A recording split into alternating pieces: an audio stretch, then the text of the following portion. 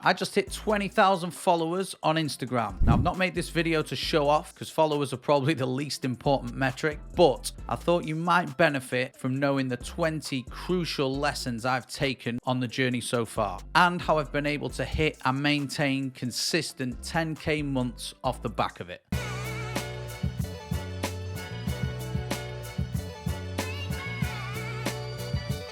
Firstly, consistency pays off. You'll notice some of the massive accounts don't even have that good of content. And the reason they're so big is because they show up day after day after day. Now, if you show up and treat social media as a hobby, you can't expect to reap the benefits of it being a business. So show up daily. Most of the gurus are lying. All these experts are preaching about how you can maintain and grow Instagram in 60 minutes a day. It's not true. This is simply to position their products as easy to achieve. You have to set the time aside. It's going to take a whole lot longer than an hour a day, especially if you want to grow an audience and a business. That's like showing up for a day of work at the office and working through your lunch break and having your lunch break through the other parts of the day.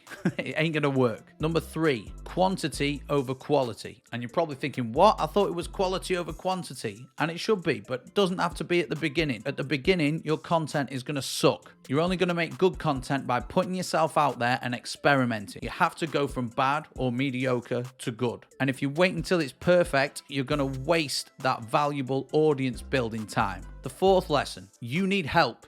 And it doesn't have to be from a big account. I already had sales and marketing expertise before I started my Instagram journey, but what I didn't know was how to use the channel effectively. So I needed someone to teach me the platform, and paying a mentor or a few mentors meant I could do this so much faster. Funnily enough though, all of my mentors, bar one, had smaller followings than me. So go out there and look for the expertise, not the follower count. I hope you're enjoying the video, guys. I run an international consulting firm that helps coaches, consultants, and creatives win more clients using organic content on social. No paid funnels, no hashtag strategy nonsense. If that sounds like you and you want to build or scale your business using content on social, book yourself in for a free call with me on the link below. Back to the vid. Stop posting now. Before you jump into Instagram or any other platform, make sure you've got enough content stockpiled to not have to worry about it daily. For Instagram, I recommend 14 as a minimum, 30 pieces or 30 days worth of content as an ideal.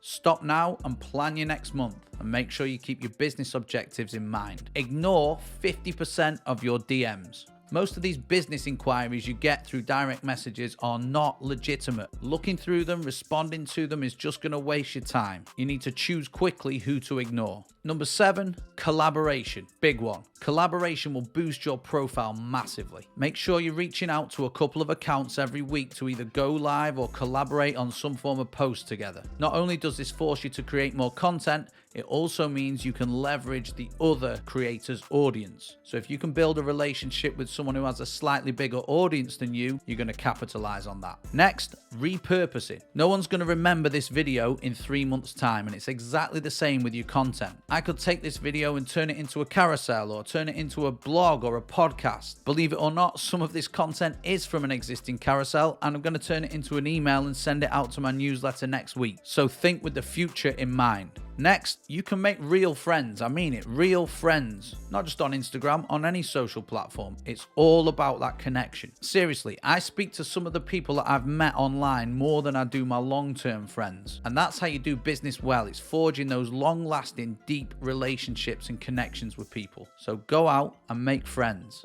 10. The first 1,000 followers are the hardest. Everyone says this, but it's completely true. Each day you grow, the growth gets easier. You think about it from a follower's point of view, right? They are much more likely to follow you if you already have that social proof of having 1,000 followers, for example. And social growth of all types definitely has a snowball effect. So bear in mind when you're first starting out, this isn't necessarily going to be easy right at the beginning. It's going to be hard. And that's where number 1 comes in, that consistency, showing up daily. Which leads me on to the next point. Showing up daily will make you money. Keeping that consistency high results in more people seeing you and more people trusting you. And more trust equals more sales. So show up, face on cam, and talk about the problems that you solve.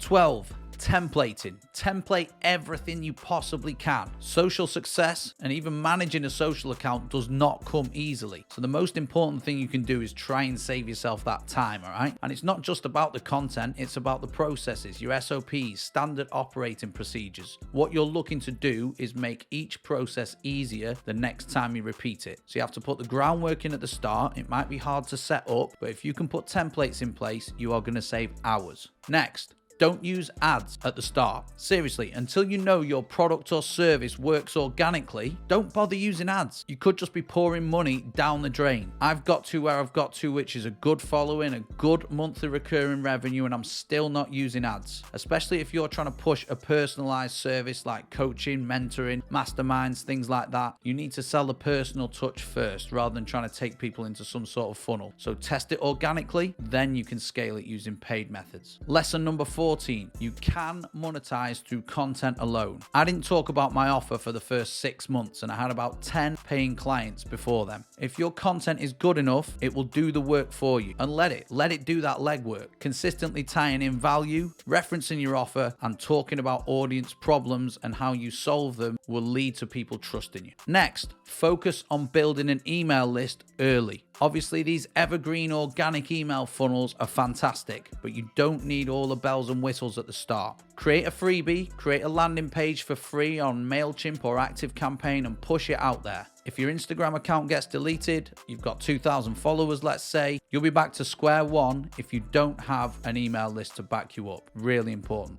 Number 16, don't try to conquer every single platform at once. Seriously, one platform is enough to be a full-time job. So choose a singular focus, learn from it, and see what you can then take across to other platforms, whether it be learnings or repurposing content. 17, slightly contradictory to what I just said about content doing the legwork, but you do need to include engagement and outreach too. Engagement, content, and outreach are the holy trinity. Make sure you're combining comments, content, and conversations. Next lesson, hire a VA. Get yourself some help. One of the best decisions I made was to hire a VA for inbound and outbound engagement. I still handle all my own DMs and make my own content, but having someone there, having someone to help with the daily tasks is an absolute game changer. A handful of clients of mine now have recently onboarded VAs and they're winning more clients as a result of not having to do that daily grunt work. Lesson 19, don't obsess over the big accounts. Seriously, they're only there because they put in effort earlier than the other people. If you spend enough time on the platform, you'll find smaller creators have higher quality content. I said it earlier, I paid people to mentor me. I didn't go off their follow account, I went off their expertise. And lesson 20, think